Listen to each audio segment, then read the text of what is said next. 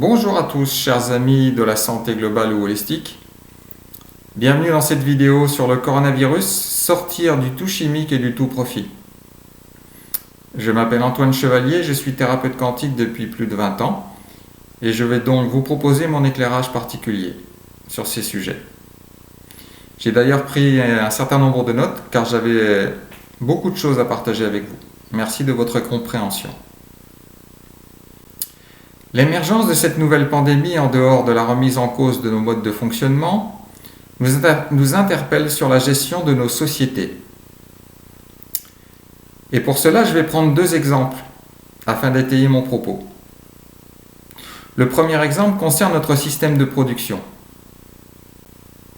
Depuis l'avènement de l'ère industrielle au XIXe siècle, nous avons cherché à produire de plus en plus et à moindre coût. Peu à peu, la vision économique a pris le pas sur d'autres aspects de nos vies et dans nos vies. La course au profit est même devenue un enjeu majeur. La production de masse, élevage intensif, ferme-usine, entrants chimiques, sélection restrictive d'espèces et de races, insémination artificielle, modification génétique, mécanisation massive, etc. Tout ceci a profondément révolutionné les pratiques et également la portée de ces pratiques. Au travail bien fait, on a préféré le travail vite fait. Au savoir-faire, le savoir produire. À la qualité, la quantité.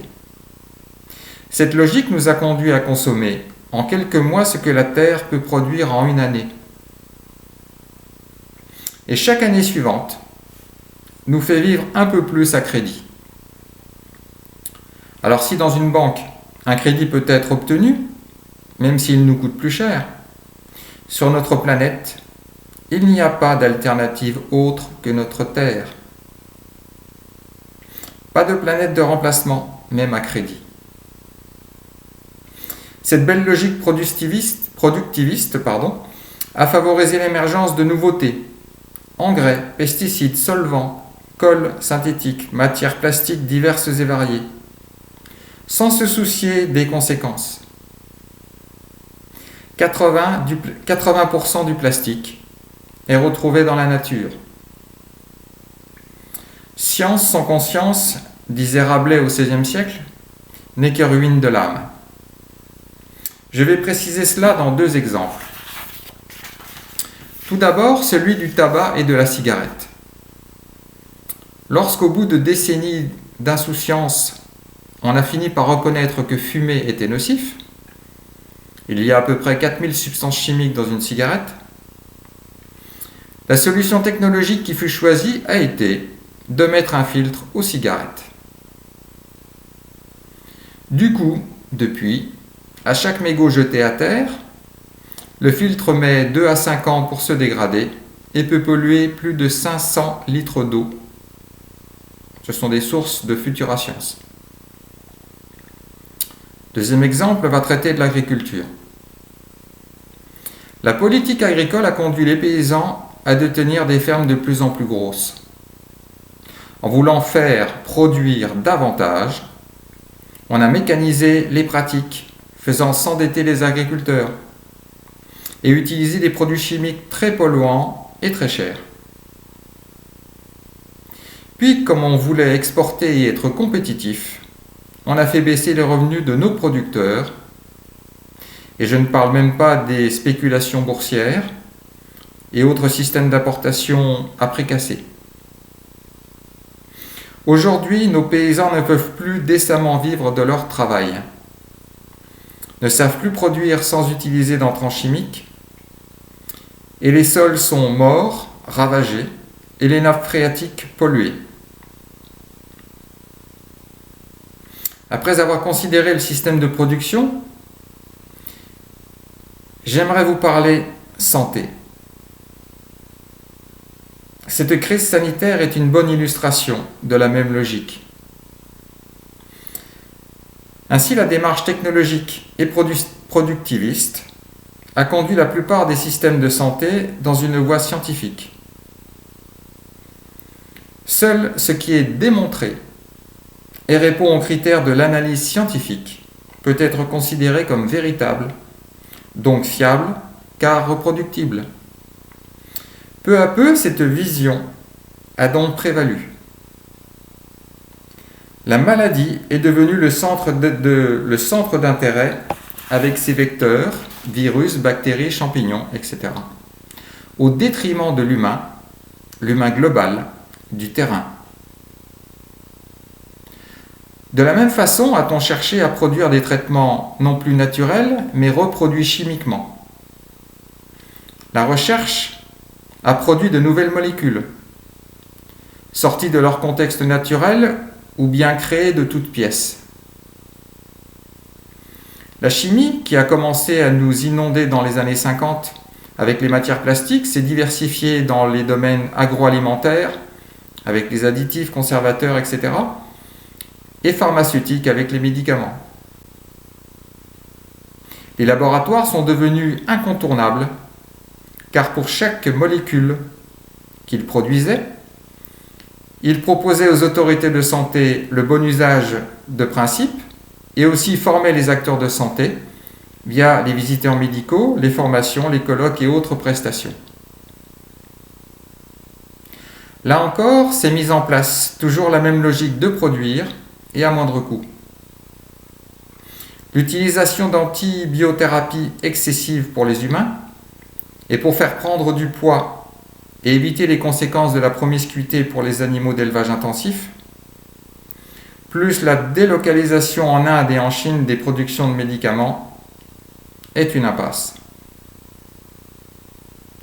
De nos jours, la prescription systématique de médicaments est faite avant d'avoir exploré d'autres pistes. L'antibiorésistance et l'émergence de nouvelles maladies nous laissent sans outils. Pour les microbes connus, on peut de moins en moins traiter les infections. Et pour les maladies émergentes, comme elles sont nouvelles, on n'a pas de traitement, car il faut avoir identifié et étudié pour connaître et proposer un traitement. D'où cela pédale dans la choucroute, excusez-moi l'expression. Or, en énergétique holistique, on sait depuis plusieurs décennies déjà que de nouvelles pathologies allaient voir le jour et qu'il y a d'autres moyens pour contrer ces maladies.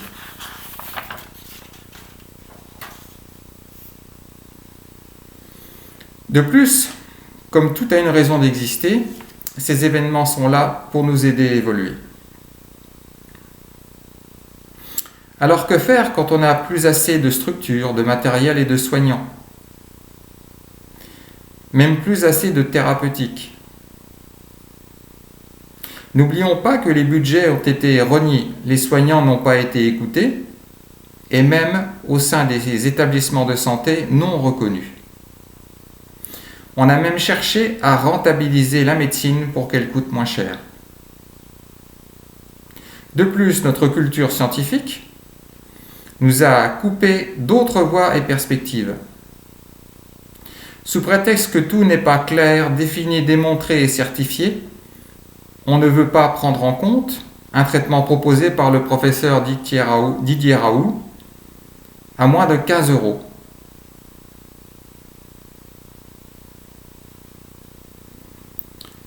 Ce dernier n'est pourtant pas un novice dans son domaine de compétences. Cette molécule est connue depuis 70 ans. Et comme les autres médicaments, elle a des effets potentiellement secondaires. Comme si le futur traitement au vaccin qu'on nous promet n'allait avoir, semble-t-il, aucun effet néfaste pour la santé. On parle ici de guerre contre un virus, et on semble vouloir prendre son temps, afin de respecter les règles. Je suis un ancien marin, et on m'a toujours appris qu'en mer, l'urgence prime sur la forme. Ceci étant dit, on n'est pas resté sans rien faire. On a réuni des comités d'experts, tous très diplômés et érudits.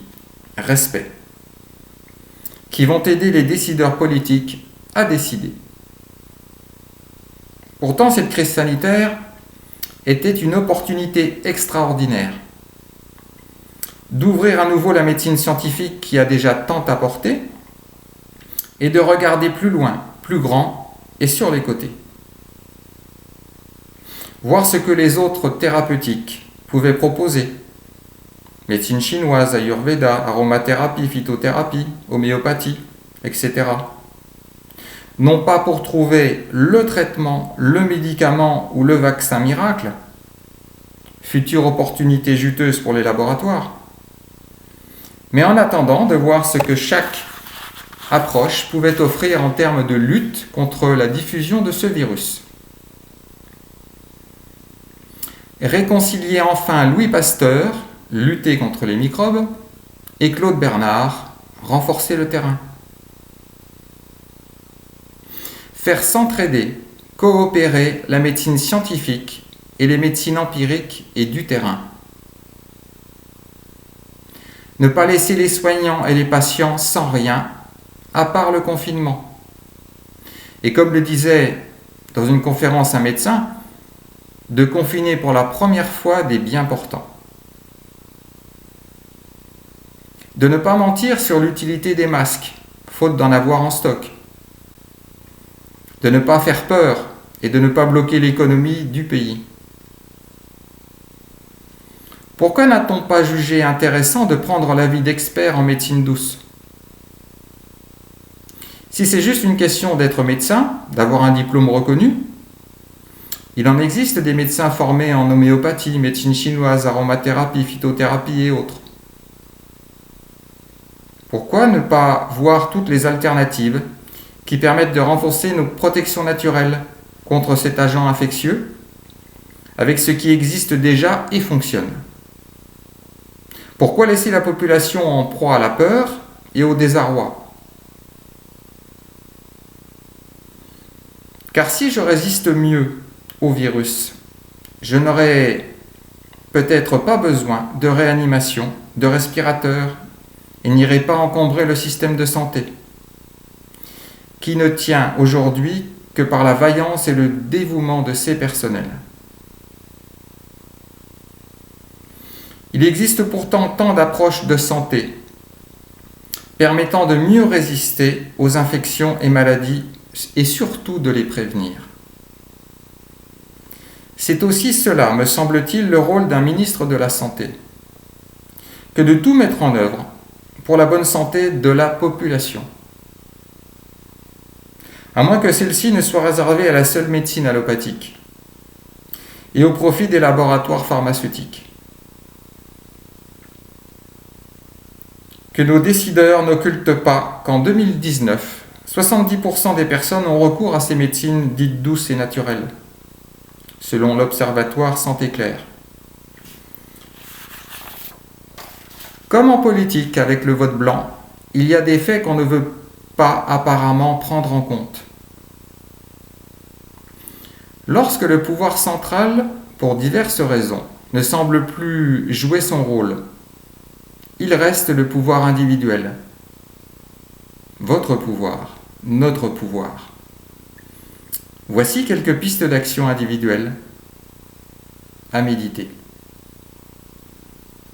La première piste est le vote, afin de ne plus élire des candidats sans perspective pérenne, humaniste, écologique de la politique, ne respectant pas la vie. Le temps des idéologies est terminé. Ensuite, le choix alimentaire en tant que consomme-acteur, et je dis bien consomme-acteur. Circuit court, produits frais, biologiques, de saison, sans additifs et sans transformation industrielle. Limitation de toutes sortes d'achats de produits chimiques, engrais, pesticides, solvants, etc. et matières plastiques. Ne plus céder à la frénésie de la consommation savamment entretenue par les publicitaires. Et pour ceux qui ont moins les moyens financiers, avec une forme de sobriété volontaire, on peut consommer moins, consommer mieux et moins cher. privilégier le savoir-être plutôt que le savoir-paraître, se détourner de certaines valeurs comme le profit à tout prix, l'individualisme, etc. Ainsi, le confinement a et aura un impact positif, de mon point de vue. Celui de nous rendre compte combien la nature nous manque et qu'elle est précieuse. Que ce n'est pas dans le béton que l'être humain peut s'épanouir. Alors que la 6e extinction de masse nous est prédite par les scientifiques, que chacun d'entre nous redevienne acteur de sa vie, de sa santé, et à savoir quelle nature, quelle planète souhaitons-nous vraiment laisser à nos enfants, si nous les aimons, bien sûr. Pour clôturer cette vidéo, j'ai un petit souhait personnel, qui est de voir fleurir un peu plus dans nos sociétés la bienveillance, l'humanité, la gentillesse, la compassion, la gratitude, la douceur, la tendresse. Toutes ces valeurs, tous ces sentiments qui font que la vie est plus douce à vivre, plus riche, plus interactive. Je vous souhaite le meilleur pour vous. Prenez bien soin de vous et de vos proches. Namasté à tous.